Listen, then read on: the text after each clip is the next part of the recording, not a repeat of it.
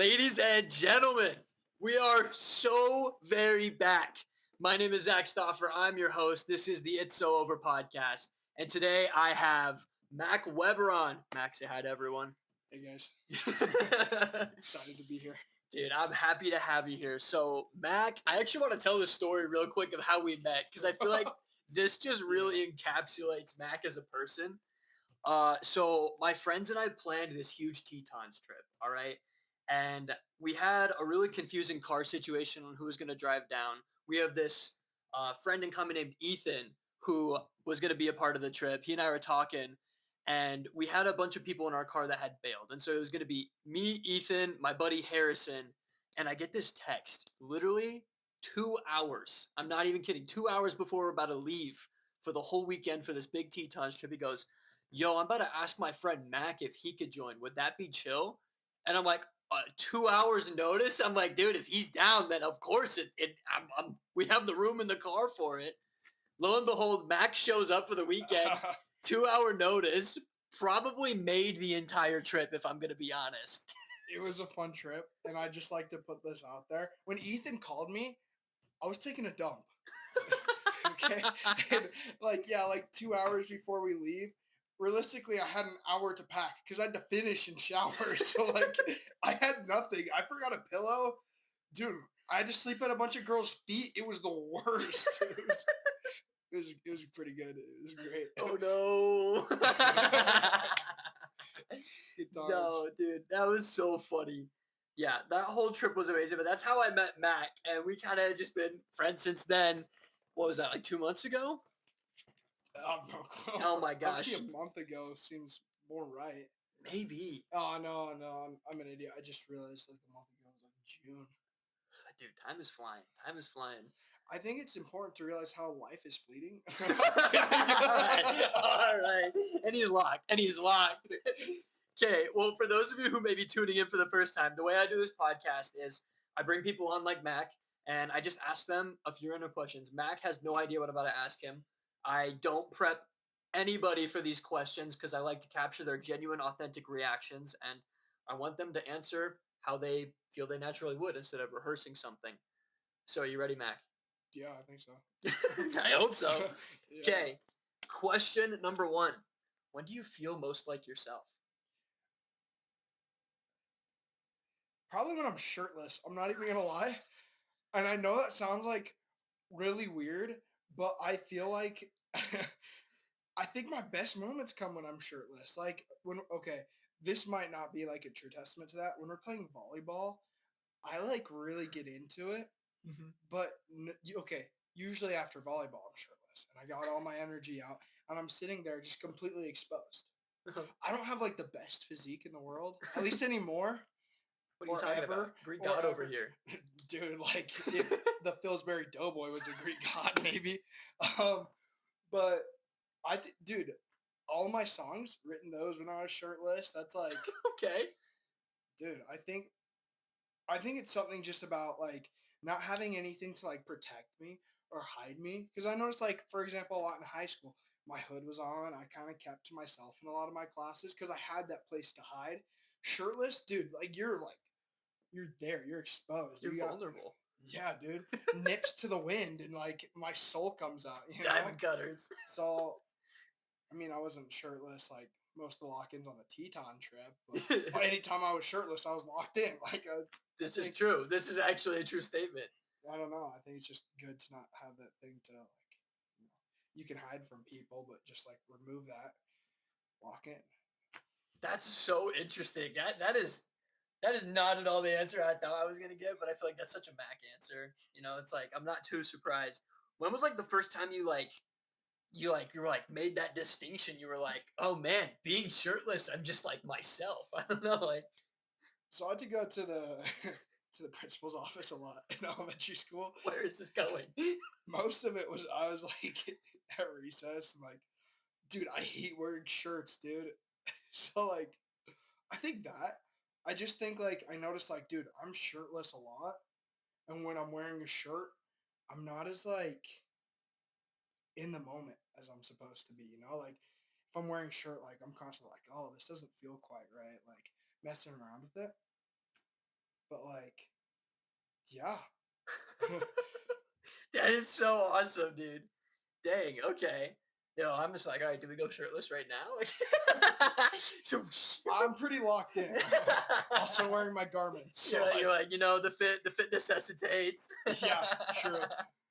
Okay. All right. I love that answer. All right. So next question, a little bit of, I guess, like a switch up in a way. Okay. What do people not give you enough credit for? Ooh, I'm really bad at answering questions about myself. Well, buckle in. I think some maybe not something that people don't give me enough credit for, or some, but more something that I would like to get more credit for is just like, I mean, I act like an idiot all the time, but I can lock in pretty well. I'd like to say. No, I've definitely seen that. We were actually right before we started recording. We were talking about the great lock-in is what I refer to it as. Oh, dude, good times. Oh my gosh. But no, I definitely I would say if I were introducing you to someone, I'd be like, Mac is one of the funniest people I know, but there's like layers. He's like an onion if we're talking Shrek. It's Yeah. like you got the funny, the comedy layers, but I feel like you definitely have some real depth to you underneath. And I definitely feel like you should get your flowers for that because Thank you. I've heard some of the conversations that this man has had when he's locked in, and I've just been in awe. It's like you have the best of both worlds. You got someone that can rip the craziest joke you've ever heard in your life, and then go to talking about the most like deep philosophical life thing you could imagine. Yeah. And I think going back to that last question you asked with like, I feel my like at my best self when I'm shirtless, kind of because I don't have anything to hide from. It's kind of like similar thing with like my humor. I feel like a lot of the time, especially back in high school, I was always like just trying to be a goofball, like always just trying to have fun. Because a lot of the time that was like kind of hiding from like a more like, I guess, like serious side of myself, like with Got Muscle Mommy when we were hanging out with her. Shout out her. Shout out, got muscle mommy, Um, the real one, yeah, Teton veteran. if you were there, Yep. Um, just like at first, and this is also the great lock-in that we're referencing. Yes. I'd like to Yes. point that out. At the beginning, just like, yeah, I was kind of scared. So that's where like a lot of the humor's coming. Is like, if this completely gets shut down and like falls on its face, it's a joke and we can all laugh at it. But once I kind of started, you know, straying away from the joking aspect of it, and I was able to get serious, After it's like Maverick. yeah, it was like I was taking my shirt off. You know, I love that analogy. dude, Yes. that's Metaphorically, the shirt came off. well, feels the same, dude. Yeah, shirt came off, and I mean, my shirt was on, I think, No, it was. It but was. I the would hope so. metaphorical shirt came off, and I was just able to like have a true, genuine conversation. So I love that. I think with a lot of, and this is something that I feel like I do myself, and I think you kind of already said this, but I'll still ask it. Like, do you think that humor for you is almost like a shield? From like I'm gonna keep people at a certain level, and if like you feel like you're comfortable enough for the shirt to come off in a way, then it's like, okay, then we can have the deeper conversations. But at somewhat of a level, whenever you meet someone, it's like they'll never meet you without your shirt off, kind of thing. Like they'll always meet you with like the humor, the yeah, surface layer of Mac. yeah, and I totally see that. When we play volleyball, my shirt is actually off, but I still have my emotional or my metaphorical shirt on. So a lot of people at volleyball really don't like me because I will like I'm a douchebag at volleyball 100%. He talks the talk. No, I genuinely like I'm super hyped and I wouldn't like playing with myself, but it is kind of like, yeah, that metaphorical shirt where I'm just like, these people don't know me and I don't want to get hurt by opening up like a true part of myself and actually having deep conversation with these people because I don't do that with everyone. It's like you have to really know me to get like a more like genuine answer out of me. So it's like almost a shield or like a coping mechanism. I could totally see that. But yeah, I don't know. No, that's fire. I feel like a lot of us. I really love the analogy that you unironically gave of like having your shirt on versus off. You know, like how it's like that cover of like being a certain way and then being more vulnerable and your more authentic self without your shirt. It's true. It's a fire analogy. Well, I think it's important to point out, like, I honestly, guys, take your shirts off. Take your shirt off right now. And embrace the inner you. Please just go out in public and take your shirt off. Yes, yes. Within reason, though, of course. Yeah, time and place, right? Yeah, there's like a weight limit. I'm kidding. I'm kidding. Oh my gosh. I'm sorry. I'm sorry. No. Regardless of weight, please take your shirt off. Yeah, metaphorical shirt. Live metaphorical. Metaphorical, literal, maybe both. Just take your shirts off. Take your shirts off. Be vulnerable. Yeah. Allow yourself to experience life as your vulnerable, authentic self. And when you really meet like that special person, take your pants off. Like, Okay. I'm kidding. We're gonna cut that. Metaphorically, of course. Cut! I'm actually gonna keep that. I'm not editing that out. Okay. All right. I feel like moving on to the next question. Again, what's another switch up? I feel like we had like a fun question, deeper question, fun question, deeper question. Sick. This is gonna be a fun question, I feel, because the next one may be a little deeper. I don't know. Okay. Actually, yeah, this is a fun question. What is something you are super passionate about that nobody knows? Hot dogs.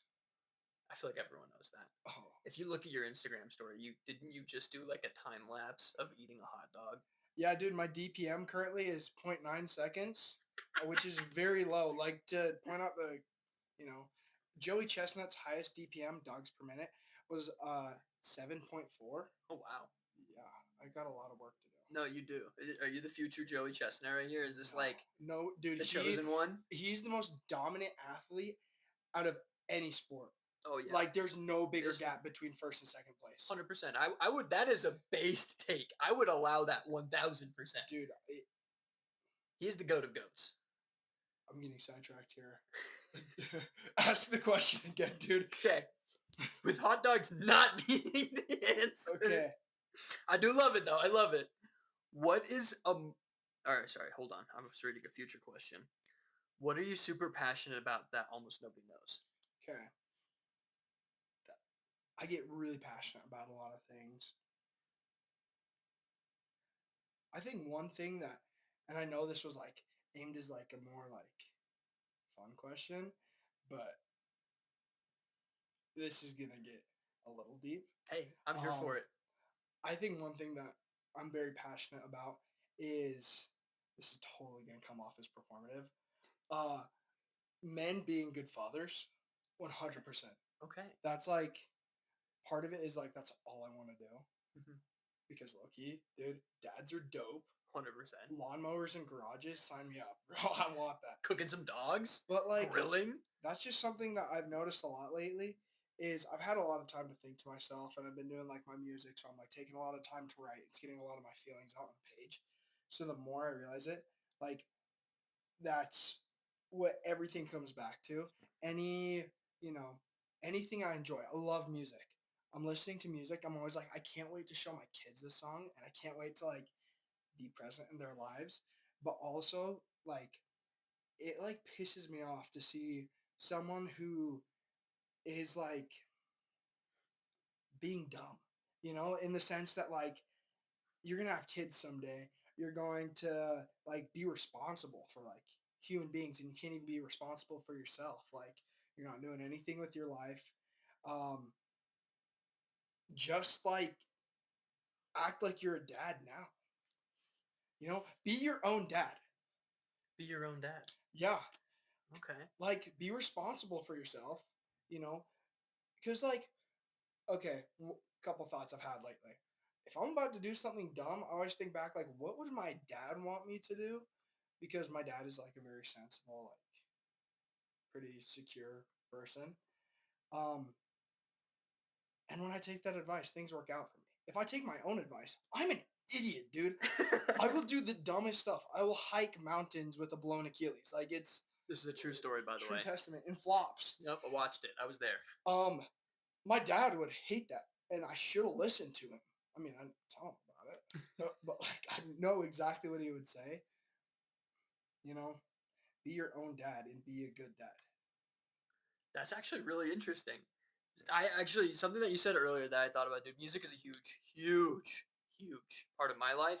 I was literally listening to like a couple playlists, and it's like, dude, like some of these, I have like, I want to make like a Spotify playlist almost of like songs that I'm excited to show my kids, Yeah, because I feel like I have the music taste that I do because like my parents raised me on the music that they loved, and so I feel like it's kind of funny like to think of like the music we listen to now being like what our parents' music is, you know, like the oldies, like, yeah, oh, you listen to this artist from 2020, whatever. It's like, dude, that's so old. And it's like, oh my gosh, like imagine like what's a like I love Malcolm Todd. We'll just say that. Like, let's say like Malcolm Todd becomes one of those like, oh my yeah, gosh, you listen to Malcolm Todd, he was so big back in the day or whatever, you know. It's like yeah.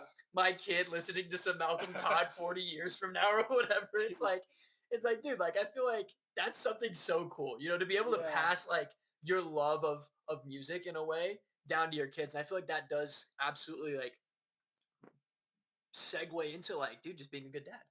100%. Music genuinely has to be a love language. Oh, That's like, because like when you show someone a song and they're like immediately hooked on. If we were vampires, this oh, guy got me hooked on it. yup, Love that, dude. Jason Isbell, goated, dude. I've been getting deep into his stuff, but so like, good. no, similar thing. I pay for my siblings Spotify just so I can show them songs so they can listen to it because then it makes me feel important. It's the best.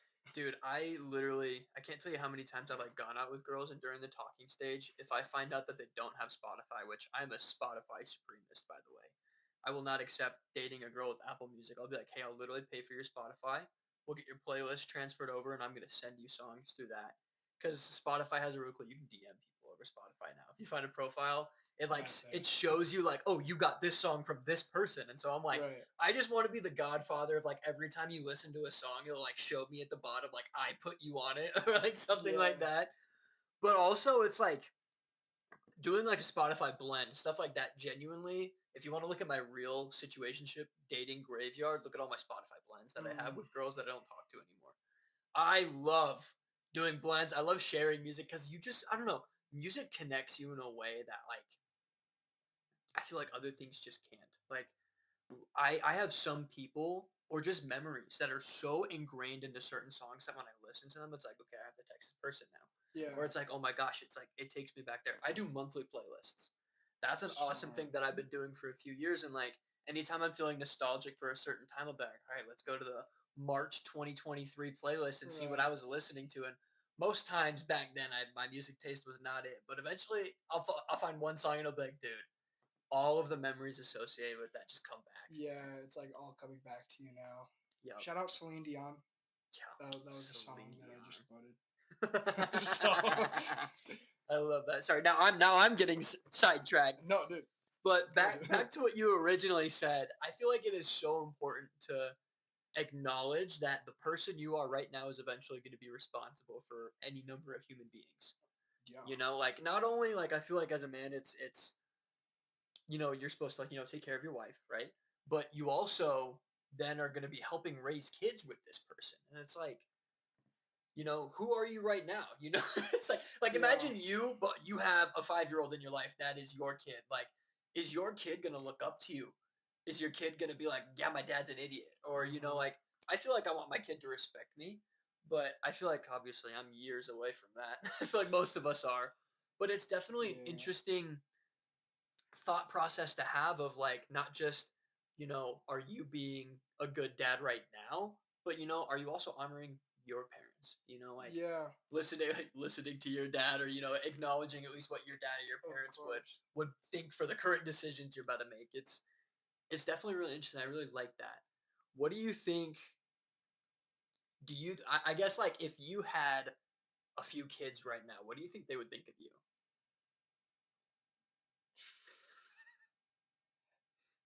Dude, that's a loaded question because I'd hope that they're like he's locked in. I'm not locked in at all. You got time. That's true, but I also think it's like it wouldn't be bad to be locked in. I want sick dad lore. So I need time to like gain that and stuff. If I had kids right now, dude, I would just hope that like they'd see me as like someone that they would look up to, you know? Because that's been a huge motivation in my life, and not just like in a dad standpoint, but also like a husband. You know, I don't know if I told you about the lore. There's this one girl that I just can't get over, dude. Never anything romantic with her, ever. But she's just like this trail marker in my life of when I was at my lowest, when I was in the hospital. She came and visited me few times, and every time I saw her I was like, I'm at like the lowest in my life where I can't even get out of this hospital bed. I've lost everything of any importance to me, and all I know is that I just want to be in the direction that she's in. So she's like, for the longest time, everything I did was not, not to like win her over, because I think the thought of winning someone over is stupid. It's just becoming the kind of person that if she ever gave me the chance, it was I would be able to give her the version of me that she deserved. You know, so it's like same thing, dude. Where whether it's her or if it's somebody else, just like having kids, dude, those kids are going to be amazing. And I have to give them the world. Because if I can't give them the version of me they deserve, I failed, you know? And it just like went into so many things. Like, when I got, went through my last breakup, I just fell off the deep end of, I was, just constantly going on dates. And it was almost like I was trying to fill the hole that she left with another person when I should have been filling it with myself, because if I, for example, this girl, if I had the opportunity to be with her and I didn't have that fully filled, I would be filling that hole with her. And that's unfair to her because you're supposed to be able to give the person you love the whole, like 100% of yourself. It would be so unfair to ask that from her, to fix me, because I couldn't give her 100%. So I don't know. Go fill your holes, guys, with yourself. Shout out Jackson's hole. Shout out Jackson's hole. No, that was really profound. I feel like there's a lot to unpack there, but the one bit that I'd love to talk a little bit more on and say some things on is, dude, I am such a firm believer in, you have to be really secure and whole and complete yourself before you can welcome someone else in your life. Mm-hmm. I definitely had, for so many years of my dating experience, I was trying to fill a hole. I feel like I very in the ancient times, back in the ye old days, Right. I dated a girl and I almost got married. And after that, it was like every single girl after her was literally just trying to find her in a different font. It was trying Mm. to find the exact relationship I had, just without the same person. And for so many years, dating was just like it was trying to fill a void, and it could never work because I was never the person that I not only wanted to be, but that someone else deserved. I feel like that is such a huge, almost like a litmus test for yourself, is like, am I the person that not only my kids would look up to, but am I the kind of person that, my future wife would be happy to be with, I Yeah. think so many people look for love in relationships to complete them or to give them purpose where they lack it. And that's something that I personally struggled with because let me tell you, when I'm talking to a girl or dating a girl, I'm never more motivated, more inspired, a better person. Like, I feel like dating in some ways brings out the best of you, but I feel like that is also still finite because while people can say like, oh, I want to be in the honeymoon phase our whole relationship, Yeah. it's not, unfortunately, super realistic. Those intense feelings of love fade as they grow and change, and so if you can't find motivation without those feelings, then when you're deep in the relationship and all of a sudden you can't find the motivation to do all the things that you were doing before or need to be doing, it's like, well, it's because you didn't build this solid foundation of self before you went and invited someone else to start building levels on that. Right. Like, you got to have that solid foundation. You got to be really firmly rooted in who you are. Have your dad lore, have your experience, have the Yeah. things you love about your life and yourself. And then eventually, if like you're using a skyscraper as an analogy, when you have that solid base, you invite someone in, you start adding different floors to that. And then eventually you add Right. different wings because you have kids, almost like a tree. Maybe that's the Oh, better yeah. roots, so that way your tree can grow stronger. And then when you have branches and kids and other things, it's just healthier and better. I think dating, dude. I love what you said. It's like what was the wording you said where it was like it's like if I could be going in any direction in my life, it was like Oh, pointed in the direction she was in or something like yeah. that. Because well, I think that's important because it's not like I don't know. I can't have her be the end goal. As much as I want that to be, you know, everyone makes choices. It's like in this song "And So It Goes" by Billy Joel. I think I put you onto You that. put me on that. It's so Favorite good. song ever. Oh, The line in it where he's saying like, "I would choose to be with you, but that's if the choice were mine to make. You can make decisions too, so you can have my heart to break." It's like I'm I'm giving my heart to her, and I just hope she accepts it. I'm not asking her to be mine. I'm just asking to be hers, kind of thing. Where it's like, I'll head in that direction because I know that's what I want in my life. And if it's not her, at least I'm going in the right direction. It has to be a trail marker. It can't be that end goal. Because if that doesn't work out, I lose all motivation. The trail carries on past the trail marker. You just got to keep going. So it's like, I don't know. It's weird because on like the other hand too, I can't go on dates right now, dude. I'm like struggling. Just like I I keep meeting these amazing girls, and they're genuinely so great. I keep canceling on dates, and I keep flaking on them because I know I'm not gonna give them that whole part of myself because I mean I don't have any hole right now. Pause. I just mean like I I'm at the point where I'm fulfilled with myself.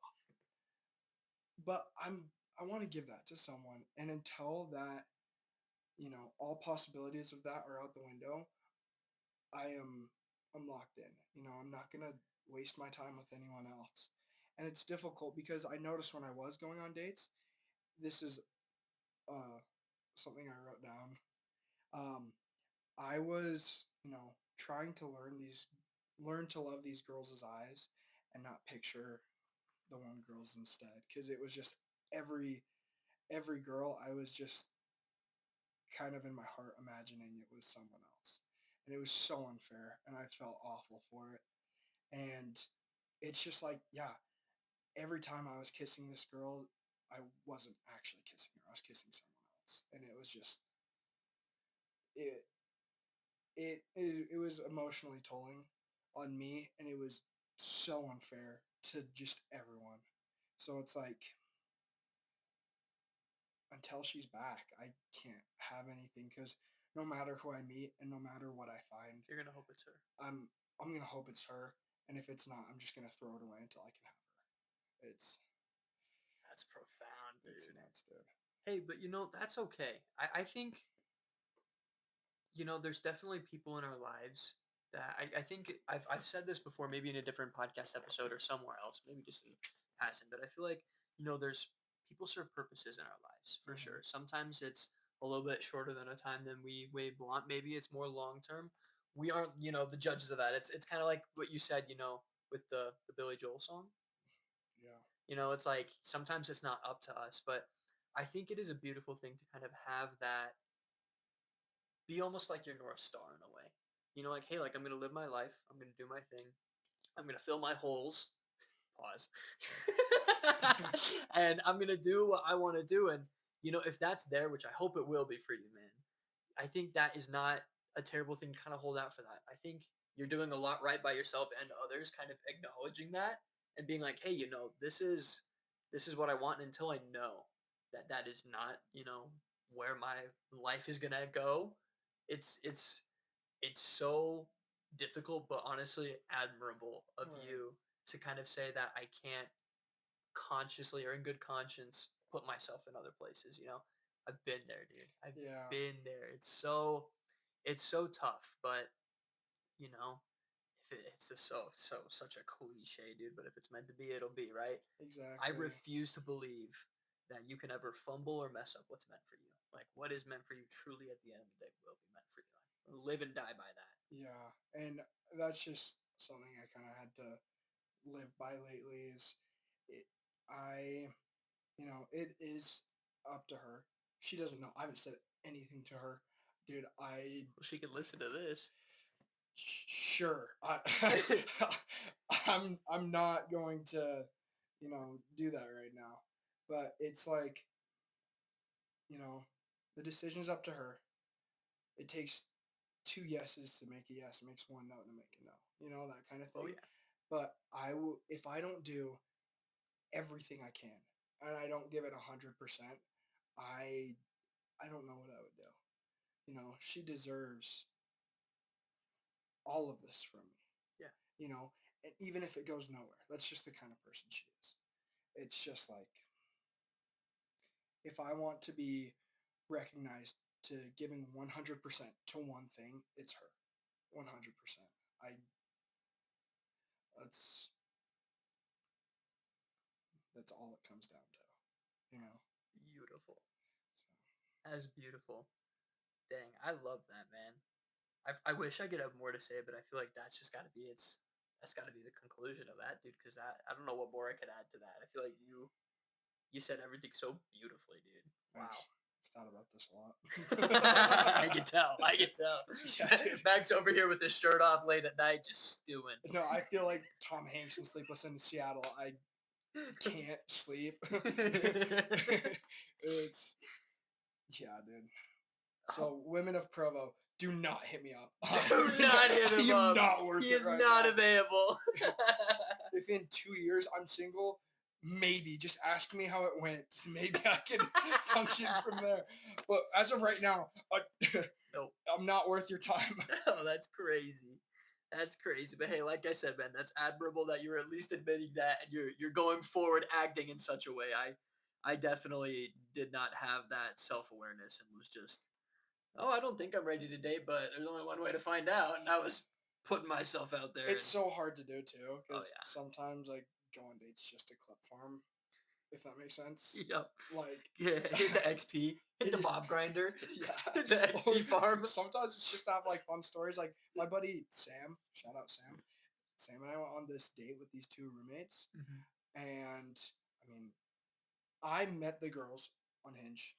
Shout out Hinge. Shout out Hinge. Delete. No, I didn't. I wish I could say I deleted it. I didn't. I still have it. Because I like to clip farm on it. No, I'm deleting it after this show, by the way. Right. No, for sure. No, I actually think I am. I just got on a podcast and opened up about my feelings, and I'm going to have Hinge. I can't do that. Sorry, guys. Can't be caught lacking like that. No, it's true. But anyways, we're on this date with these girls, and I met these girls. We went and hung out with them, and Sam wanted to take this chick out. So I'm like, okay, like I'll take the chick I initially met out because I kind of wasn't feeling the vibes. Dude, it was a bloodbath. The girl wasn't funny at all. She just kept making fun of Sam for his cancer that he had in like middle school. It was funny at first, to be fair. But then she just kept using the same joke, and that's what drew the line. Yeah. Like, yeah. Dude, like, just be funny. If you're going to be mean, be funny about it. Yeah. But she wasn't. So I just started acting schizophrenic. Favorite date You told me about this story. It's the bus or the train ride. The train ride. Dude, it was we rode the train up to Salt Lake to look at Christmas lights because we do that date like every year. Yeah. Dude, I recommend it at least once because it's just such a fun thing to do. You go. It's the same feeling as like crop dusting a hot chick. You've got this date and like you could easily like bag this. Did I not tell you about that? No. Dude, crop dust a chick in the supermarket. If she's hot, you'll feel great about yourself. What? I have so many questions. Or like, have you ever like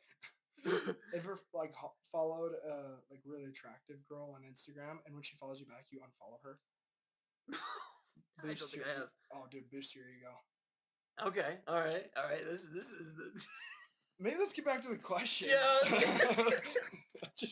Yeah. Gonna open myself up a lot here. Yeah, I was gonna say shirt's really coming off. No, the shirt's off. Mack's such like a wholesome, lovable guy, and then he's like, crop dust a hot chick. Follow the baddest girl you know on Instagram, and then unfollow her if she follows Everybody you back. take your shirts off and fill your holes. Back. All right, we're gonna go on to the next question. Lock in. This is a lock-in question. All right, this is about to be the duality of man here. What is a moment that shaped who you are today? Probably dying twice. Yeah. Would you care to elaborate? No. No, I'm good. Cut it there. So last year, Mhm. I got a tonsillectomy. I was getting ready to go on a mission, and during the physical, doctor looks at my tonsils. And he's like, "Dude, those are touchy. It's not good." So I was like, well, "Shoot!" Sends us to an ENT. We're meeting with them. The ENT tells me that is most definitely either leukemic tonsillitis or it's non-Hodgkin's lymphoma in your tonsils. And I was like, "Shoot, dude, that's cancer. Like that's not good." It's really bad. Which like, dude, I've heard bad things about that. Like my buddy had cancer. He said it wasn't a good time. So I was like, dude, I'm not looking forward to this at all. So I've got like, a couple weeks before the surgery where I'm thinking like, dude, I have cancer. Honestly, like I didn't like really believe it, so like it was pretty chill. It's all up here. But like you'd think about it and like, shoot, that's nuts. Anyways, get these tonsils biopsied. You know, they do the surgery, doing the tests on them, and like 3 days after, they're like, "Dude, it's not cancer. Like it's some miracle." And so I'm like, "Dude, that's great. Like I thought I was gonna die. I'm perfectly fine." So I'm recovering for like 2 weeks after the tonsillectomy, and what was happening is I just start bleeding out, like crazy bad from my throat, and like blood clot. I have to like pull them out. It was disgusting. Um, you know, going to the ER a bunch, and my mom kept like texting the ENT and was like, "Hey, he's bleeding like a lot. What do we do?" And he's like, "Just take him to the ER. That's normal." It was not normal, dude. Because and the way I know it wasn't normal is because exactly 2 weeks after I got the thing, my mom texted me again. He's still bleeding, and this one time it's like really bad. Like I like a bunch of Two blood. weeks in the from toilet. then, yeah. Oh, dude, it was nuts. I was supposed to be like fully here by then. I was counting down the days till I could have a McDonald's cheeseburger or Wingstop. Like that's all I wanted to do was eat, and I couldn't, dude. It's awful. I can only I went imagine. from being like fat to like for example, I think 235, 245 was like the heaviest I got.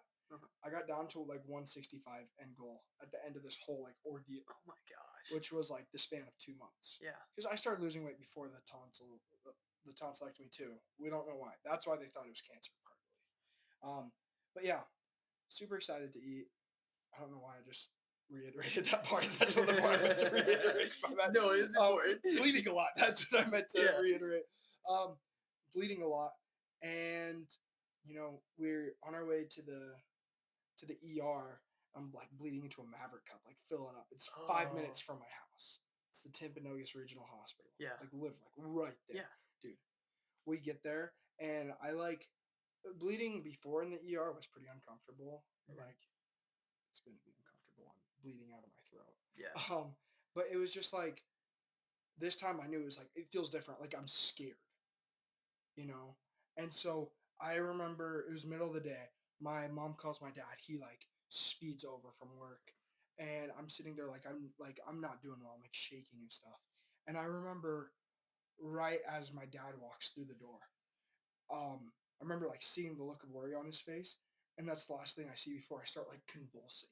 And I like sat up and like blood's like shot to the foot of the bed and like everything, and I'm like fading. I remember like I'm just slowly fading and like I'm like shaking really hard, but like my mind is just like it's closing in on me, Yeah. you know. And they're like doing everything they can, and like I'm out.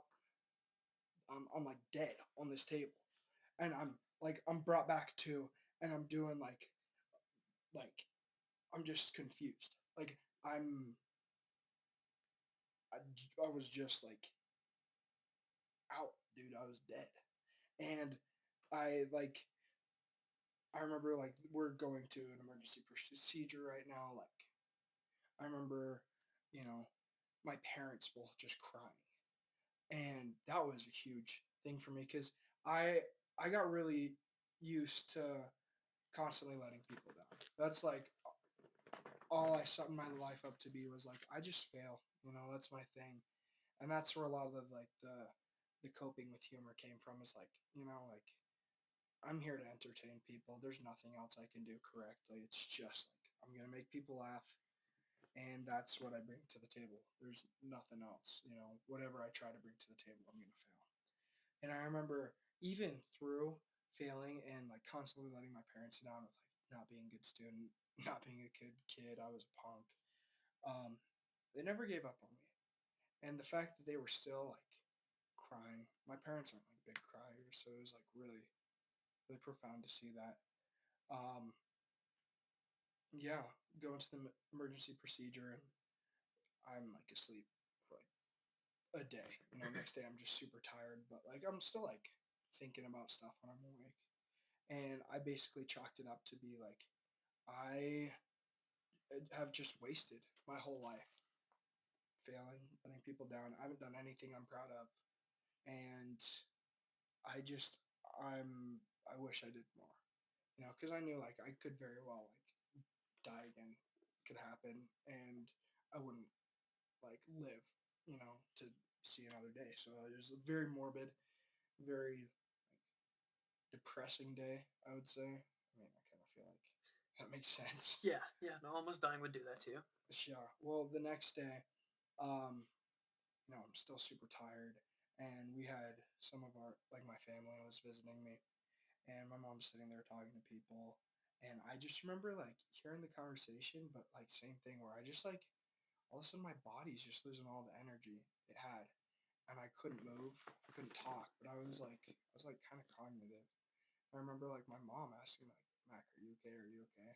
I'm just like I can't answer, I can't process like, but I'm hearing stuff. And she freaks out. Nurses come in and they call in like what is it, code blue or whatever when someone's dying, and everyone rushes into the room like a bunch of like nurses, doctors, and everything, and chaplain or whatever they're called. They come pull my mom out of the room and they're talking to her and saying like he's dying. Like you have to be prepared. Like we don't know what's going on, but this is very likely the last time you see him. And I just remember just going out, you know. And the first time I didn't see anything. The first time was just like warm and just dark and warm, peaceful. The second time though, I remember like waking up and really profound experience. I didn't really know my grandma most of my life. I knew her, but she was constantly on meds and stuff because she was like dying my whole life. So she was always like looped up. And you know, like a month before she died, they took her off the drugs.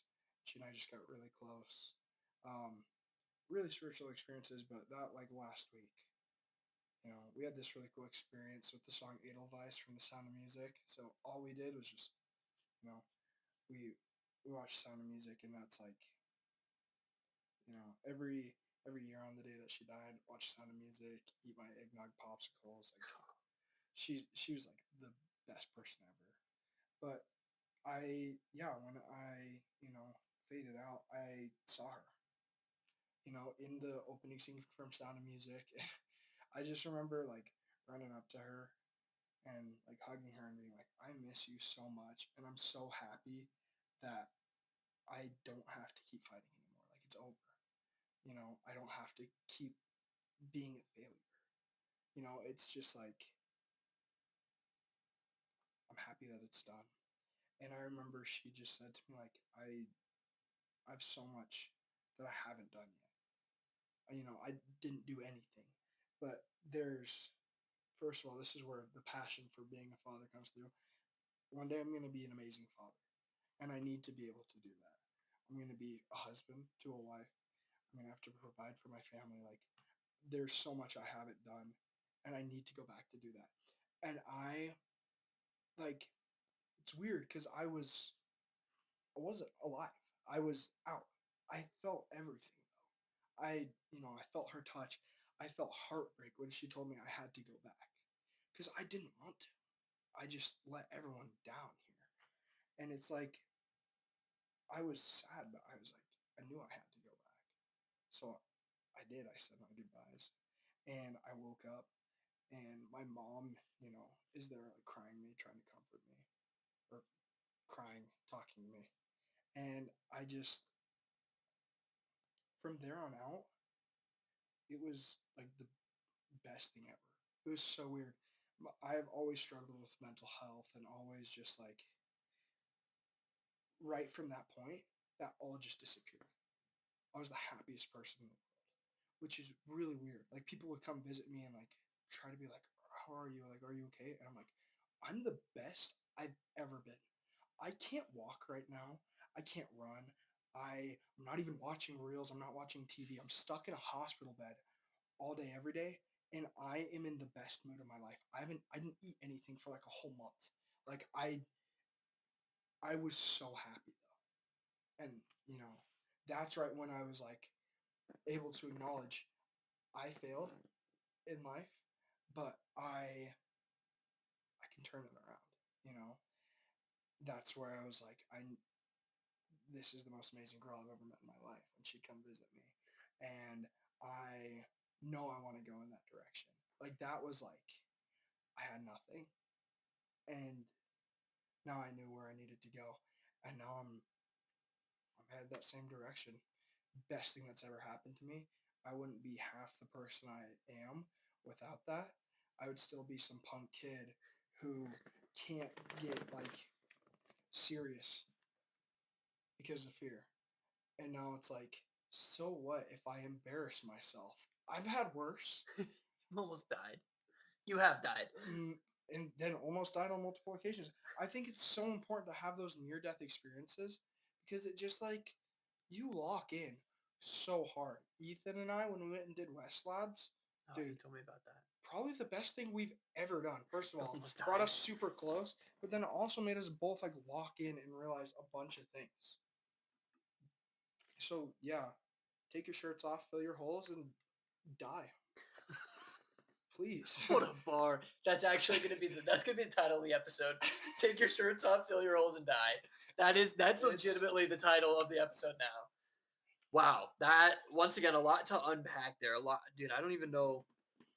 Well, first of all, I want to say I relate.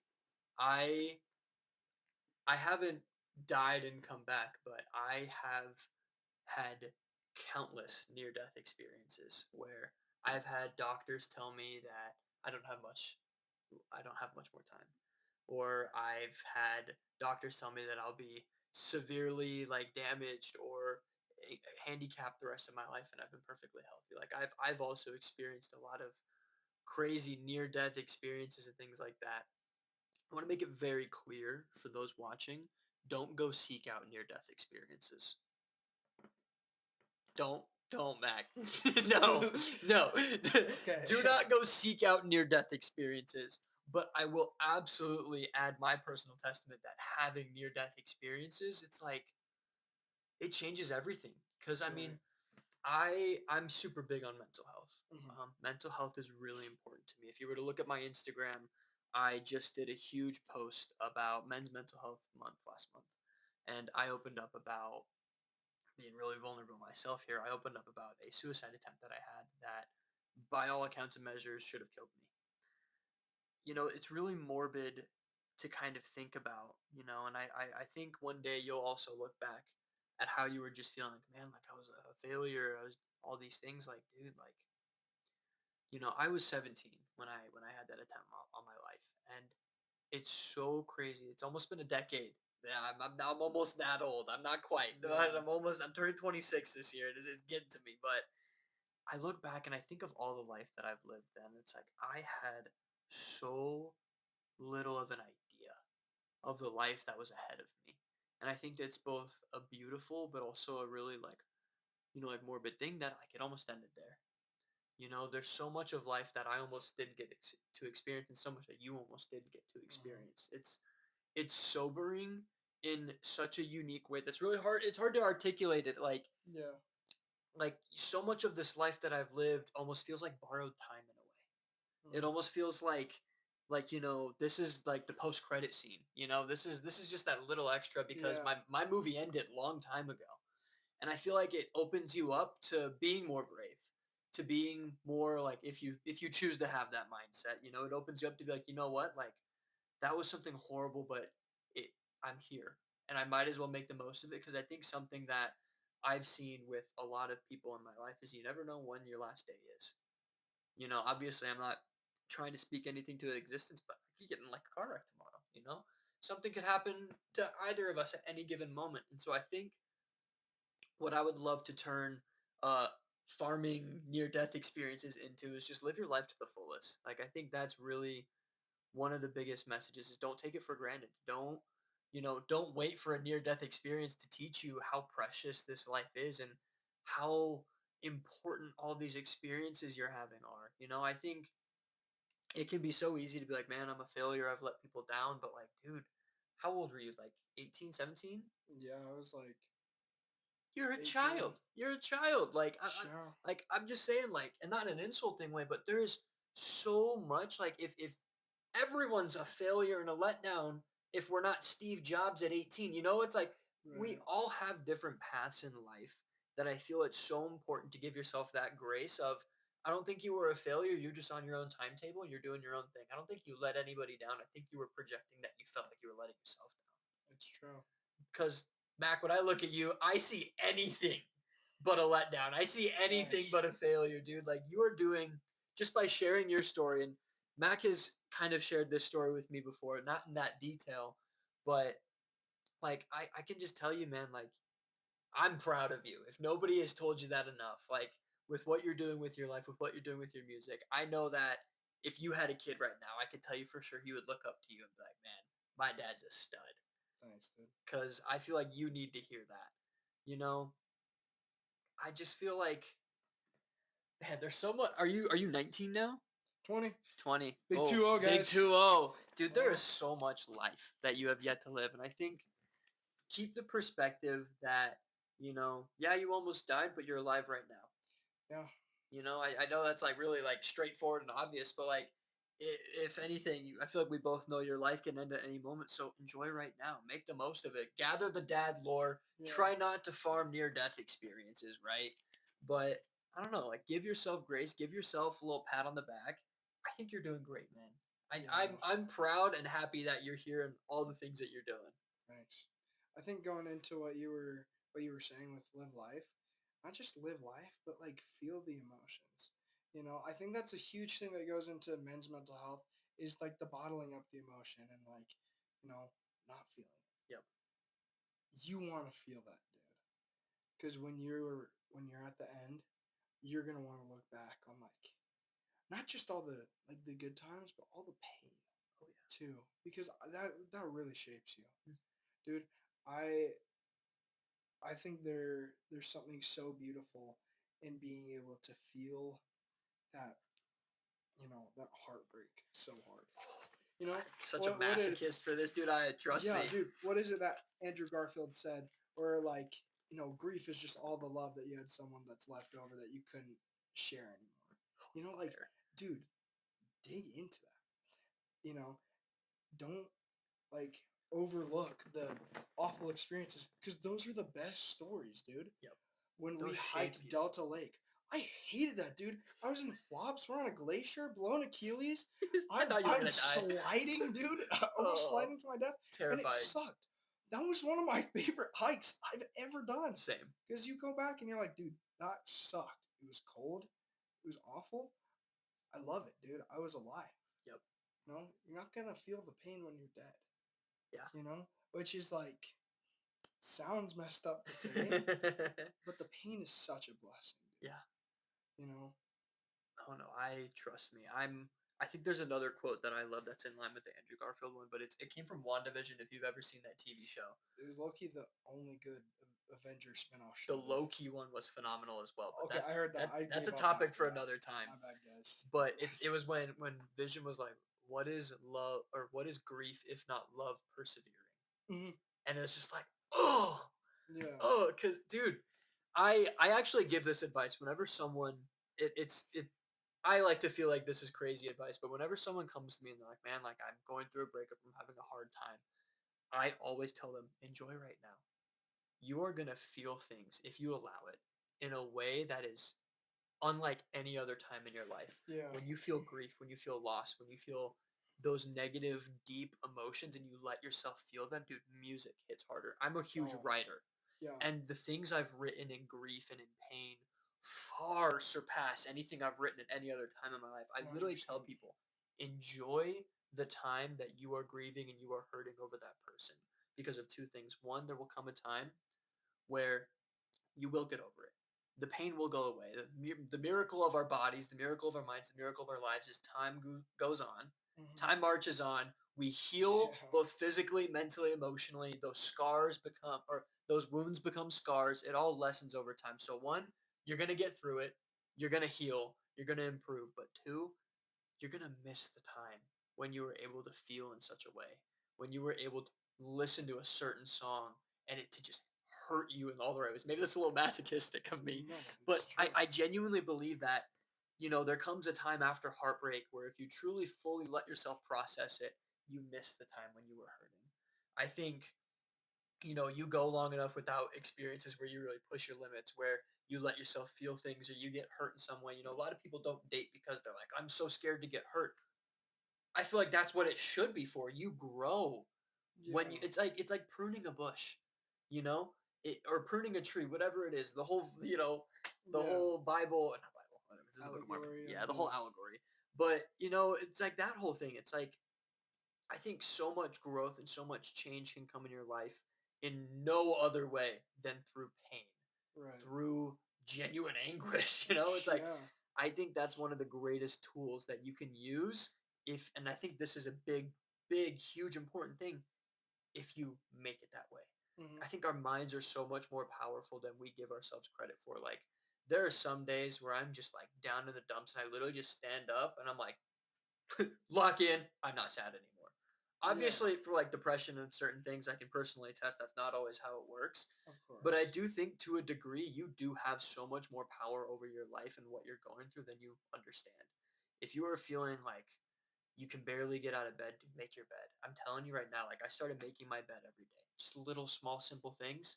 And it's all of a sudden it's like, wow, I can do that. So then I can get out and I can go do the things I need to do each day. Yeah. Little stuff like that. I'm going on a whole tangent No, here. it's a good tangent to go on. It's important, and people need to hear it. Absolutely appreciate Of course. that. But yeah, I guess what I'm just trying to say is I'm agreeing with Mac and feel your feelings. Let yourself be hurt. Don't be afraid of pain. Pain is such a beautiful emotion that people are so afraid of, but pain teaches you so much. Pain helps you grow like nothing else, dude. I'm gonna very much clarify. Don't go near death experience maxing, but definitely open yourself up to discomfort. Open yourself up to pain. Allow yourself the potential of getting hurt by pursuing someone else or going on a crazy hike or Yeah. making memories in whatever safe way you can. But don't be afraid of pain. I think that is such a huge, huge reminder. And I think, again, tying back to the near death experience, dude, it's like I loved what you said. It's like you don't feel pain when you're dead. At the end of the day, when we die, we take our memories with us. I think all of our worldly possessions are worthless at the end of the day, but your memories are priceless. Yeah. So I think building those up, experiencing life, opening yourself up to all of this, man, that's like the beauty of it all, right? Hmm. It's better to have loved and lost than to have never loved at all. Shakespeare said that. I may look like a chud, but I read. Mac, if anything, is an intellectual. Well, wow. That was amazing. I almost want to end here, but I want to ask you one more question. It's kind of like the ending, and then Yeah. we'll finish this off. But Mac, if you want anybody listening to this episode to have a takeaway or to at least, learn something from anything you've said or just what would you want your message to be? We're talking to the Yeah. people now like what do you want them to take away? What do you want that lesson to be that then you leave them with? Live worthy of your future. You know? There's this talk. Gordon B. Hinckley, living worthy of the girl you'll someday marry. Love that talk. Goes on I'm gonna really go well read with it like, after this. oh dude, it's phenomenal. Goes right into like the things I've been feeling lately. You want to like be someone that you're proud of because you're gonna get to a point in your life and you're like, I wish I did that differently. I'm at that point right now where in high school, I wish I was a better person back in high school. I can't go back and change that. So start now so you're not doing the same thing a year from now or 2 years from now. Like become who you want to be. And it sounds difficult, but you just have to do it. Because once you take those steps, first couple of steps, it instantly becomes easier because you're on your path. And you may be like a year from now and you're like, I haven't done anything. You have. You've done more than you know. And it's like, just be grateful for what you've done so far. So it goes into that. Fill your hole. Give yourself your flowers. Fill your hole. Fill your hole. Take your pants off, fill your hole, and die. It was your shirt, but close it up. Oh, I have to redo that. No, it was perfect. It was perfect. No, I love that, Mac. I think live worthy of your future. I think that is the perfect sentiment to end this on. You don't. I think you can always start today. That's what my last little bit that I'll add on to this is. I feel like that is the perfect thing to remember and remind yourself of living worthy of your future is you can always start today. It's like, oh man, I messed up yesterday. I wasn't, doing good. I wasn't progressing. Start today. Oh man, I'm doing really bad today. You can always start tomorrow as well. You can start any time. I think it falls synonymously. I don't know if that's the right word.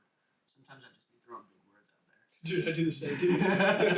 But I think it's like, it was a talk. I can't remember who did it. I'm so bad with names. But he talked about, the point of like taking the sacrament, daily repentance. You have the beautiful opportunity to try again and try again and try again. Because of the atonement, you have an infinite number of chances to repent, which means change. Not just, I've committed bad sin, I have to repent. Repentance is a change. You have the infinite capacity to repent and start again in this very moment if you so wish. So just as much as you want to be worthy of your future, start now. Yeah. And if you're not starting now, you can always start 5 minutes from now. You have that infinite capacity and that agency, buzzword there, to start now. Live worthy of your future. That is so fire. Well, Mac, I have loved this podcast episode with you. We are over the hour mark, so whoops. I hope y'all enjoy this. Shout out Mac. Mac is just a little giving some advertising to Mac right now. Mac's currently been posting a lot of music that he is making. So I will, if he's not in the post, like part of the post, I'll most certainly tag him. Go check his stuff out. Mac's genuinely just a 10 out of 10 human being. I'm really glad that we met, bro. I'm so happy that you're here. Is there anything you want to say or leave the audience with, I guess? Oh, this was sick. Love getting out here talking. To my future wife, I love you more than you'll ever know. And you have helped me so much, even though we most likely haven't met. On the off chance that we have, I'll make it worth your while. Mic drop right there. Well, ladies and gentlemen, this episode is so very over. But hopefully next week, because we'll see. But I'll try my best to keep this weekly again. But next week and every week after, we will be so very back. I'm Zach Stoffer. I'm Mack. And we will catch y'all in the next episode. Or I will catch you in the next episode. Sick. Dude, that was...